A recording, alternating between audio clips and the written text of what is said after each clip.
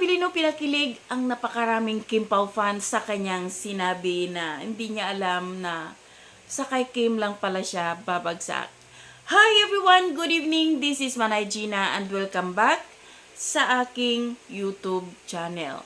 So guys, for today's video, pag-usapan natin si Paulo Abilino. Alam naman natin guys na tahimik talaga si Paulo. Kung si Kim pa sinabi nga niya na nonchalant si Paulo. Pero yun ang personalidad ni Paulo Abilino. Iba din kasi yung energy ni Kim. Ito guys, panoorin natin yung paliwanag ni Paulo Abilino. Let's watch this. Di ko alam kung paano i-explain yung kilig sa amin eh. Dahil parang, ewan ko kung,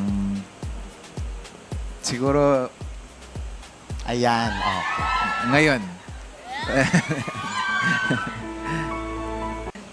Pero would you Hindi. confirm first that you guys are close now? I would say yes after Okay. 3 projects together. Okay. But I never did. I never expected me to...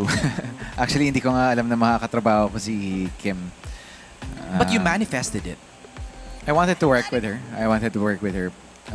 Pero, ayun, never ko talagang in-expect.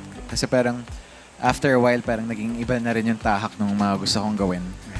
So, hindi ko alam na kay Kim pala ang bagsak ko. Diba nakakakilig?